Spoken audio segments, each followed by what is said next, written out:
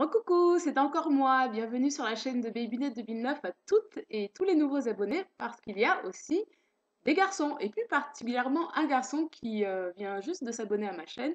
Donc tu es la bienvenue et je suis sûre que ça fait plaisir à pas mal de filles. Donc j'enchaîne avec deux derniers produits, non trois derniers produits, dont deux d'une même gamme.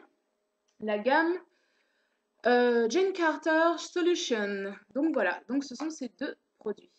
Donc le Nourish and Shine pour qui j'ai totalement craqué et le Nutrient Replenishing Cool.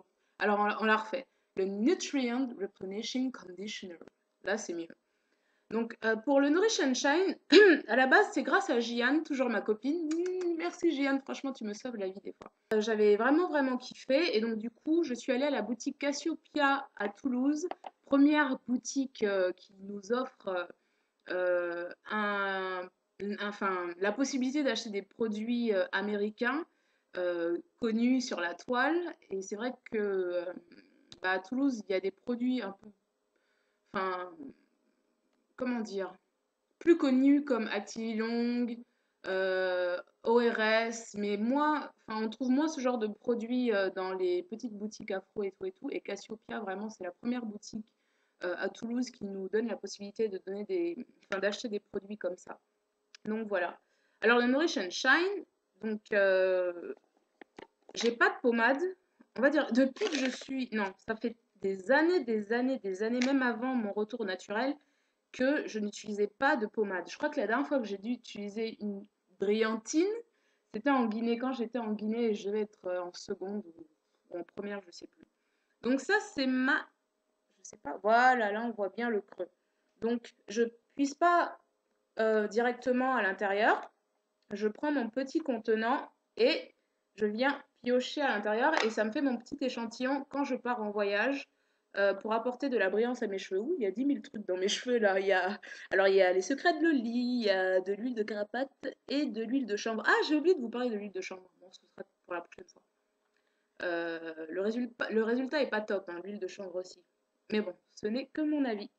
Alors, je suis vraiment contente parce que j'ai pas de pommade et celle-là, j'utilise uniquement quand je fais mes vanilles pour les rafraîchir et redonner un petit peu de la brillance à mes vanilles. C'est vraiment uniquement pour ça. Donc, je me suis permis d'investir. Alors ça, je l'avais acheté bien avant d'être partie à Paris, ces deux produits-là. Bon, j'avais craqué parce que je venais juste de découvrir Cassiopeia et c'était Jane Carter Solution. Ah! Donc voilà, on craque. Donc voilà, pour le Nourish and Shine, je ne vais pas trop m'étendre dessus. C'est vraiment une pommade en plus, mais qui donne une odeur, mais vraiment une odeur je sais pas, de fleurs. C'est ouais, une odeur florale. Ouais, c'est une odeur florale beaucoup. Donc voilà. Et en plus, il n'y a pas de pétrolatum bizarre dessus. C'est que des produits naturels et j'aime beaucoup. Et le Nutrient Replenishing Conditioner. Donc ça, c'était mon masque à l'époque. Ouais, parce que je vous ai dit la dernière fois, je me suis pas fait de masque. J'ai juste fait un shampoing et j'ai hydraté mes cheveux et scellé l'hydratation après les avoir restaurés. Euh, un peu déçue. J'ai préféré le Replenishing Conditioner de ORS par rapport à celui-là. Ouais. Donc du coup, je pense pas que je vais l'utiliser en guise de masque. Je crois que je vais plus l'utiliser comme lait capillaire quand mon lait smoothie aura définitivement rendu l'âme parce qu'il reste que ça. Et je pense que je mettrai de l'eau, je ferai ça. J'essaierai de rendre une texture un peu mousseuse et je m'en servirai comme lait capillaire. Bon après, mes cheveux étaient doux et tout, mais c'était pas comme le Replenishing Conditioner de ORS. Je sais pas, il y a vraiment une différence. Ouais. Décidément, je regrette un peu d'avoir donné la bouteille de mon replenishing à ma sœur parce que au final, il me manque beaucoup. Et pour terminer, et après je vous laisse, promis, le Eco Styler Rose que Gian a eu la bonté de me vendre en occasion. Oui, donc j'avais plus de Eco Styler vert, celui à l'argan finalement, bah je pourrais pas vous donner mon avis dessus parce que je l'ai donné à ma toute petite sœur pour que ma mère puisse lui faire de belles coiffures pour l'école.